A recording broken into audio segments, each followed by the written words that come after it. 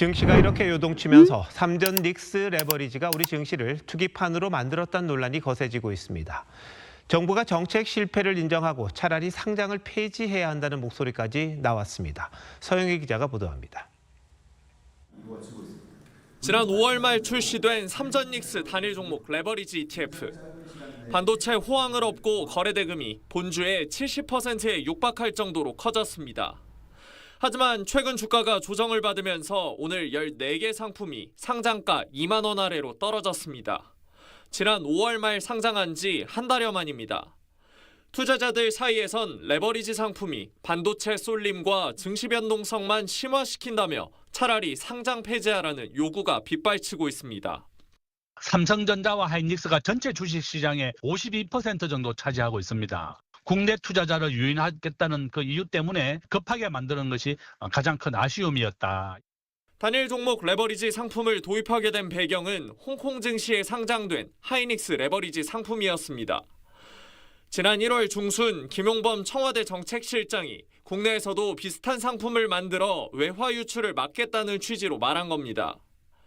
10여일 뒤 금융당국은 도입을 공식화했고 시행령 개정을 거쳐 넉 달 만에 상장시켰습니다.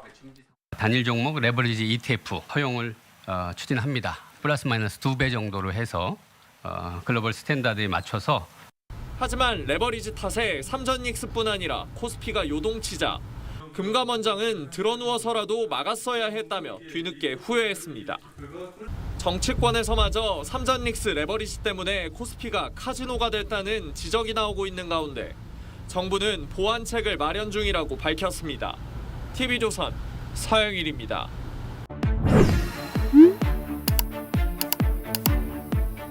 보신 것처럼 단일 종목 레버리지 ETF가 시장 불안을 증폭시키고 있는 상황인데요. 대체 어떤 부분에서 문제를 일으키고 있는 건지, 해법은 없는지 박한솔 기자와 따져보겠습니다. 박 기자, 우선 레버리지 ETF가 어떻게 작동하는지부터 설명해 주시죠. 간단히 말씀드리자면 레버리지 ETF는 투자자의 실제 투자금보다 2배로 효과를 내도록 설계된 상품입니다. 투자자가 100만 원어치 레버리지 ETF를 매수하면 시장에서는 200만 원어치 투자한 것과 같은 효과를 내도록 운용됩니다. 주가가 10% 하락하면 순자산인 100만 원은 시장에 노출된 금액인 200만 원을 기준으로 20만 원의 손실이 발생합니다. 이렇게 되면 투자자의 순자산은 100만 원에서 80만 원으로 줄고 시장 노출 금액도 180만 원으로 감소합니다. 문제는 이때 시장 노출 규모가 순자산의 2배가 아닌 그 이상인 2.25배가 된다는 점입니다.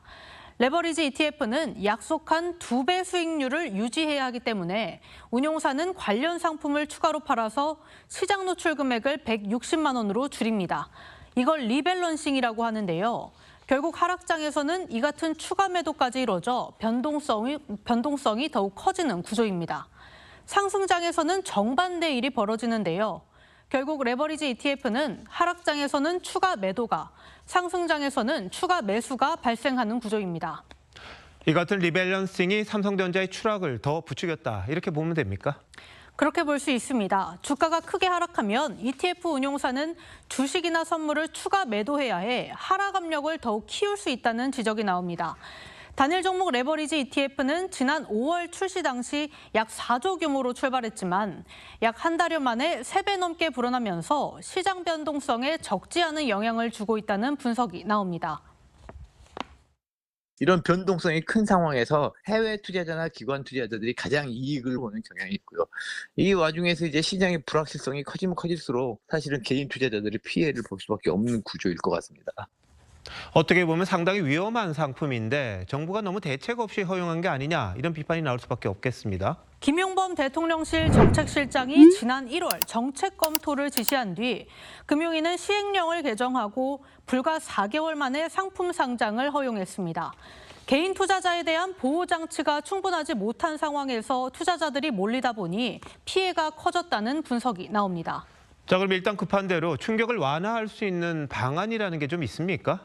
이미 투자하고 있는 개인 투자자들이 많은 만큼 상품을 갑자기 없애기보다는 시장 충격을 최소화하는 방식의 보완책이 필요하다는 지적입니다. 전문가들은 순자산 한도 설정, 리밸런싱 방식 개선 등을 현실적인 대안으로 거론하고 있습니다. 금융당국에서 이제 ETF, 이 레버리지 상품의 규모가 더 이상 증가하지 않도록 또는 좀 축소될 수 있도록 유도하는 게 제일 중요할 것 같습니다. 신규 설정하는 ETF에 대해서 증권사나 운용사들의 인센티브 구조를 낮추는 게 제일 중요할 것 같습니다. 해외 투자자를 유치하려고 만든 상품으로 알고 있는데 변동성만 너무 키운 게 아니냐 이런 비판이 나올 수밖에 없겠군요. 박 기자 잘 들었습니다.